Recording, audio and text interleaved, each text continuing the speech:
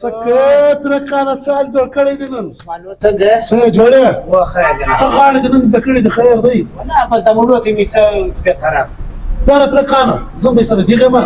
راځه کوله به ډوډۍ وخورو بیا به د ډوډۍ با څو غاړې راته وکړي مېلمه مې سره یا عثمان انا طبیعت من دی برابر یا ولکه پاتې سه نه به ما سره خامخا کور ته ځې ډوډۍ به سره استغفر الله قسم دی واخې درځه بس راځه هلته به بیا غاړې راته وکړي څو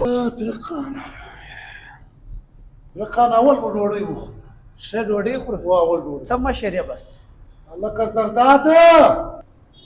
لالا هلکه زرداده په منډه ډوډۍ راخله مېلمه راغلی سالن راواخه بیدار سه سمه ده لالا اوس تېره در واخې لالا اوس ترکانه راوڅ کړه ډوډۍ در واخه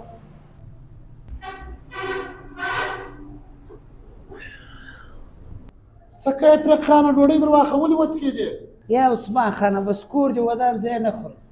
واخې ترکانه د سرخانه سره مه څکېږه یاره خو دومره ښایسته بوبۍ مې پخ کړی دي ته وه زه نه خورم و عثمان خانه په دې زم خبر یم چې تا ګوبۍ پخ کړی دي خدای مکه که زما او ستا سلام سره بند شو سلام ولې بندېږي پیرکه عثمان خان هو زم پوهېږم سلام یې سره بند شي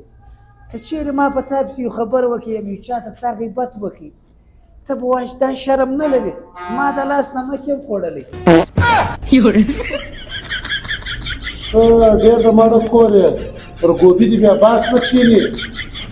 یا عثمان خانه باس مې په کښېني دا ګوبۍ لږ دیسي یې که دی په ګوبۍ وخورځم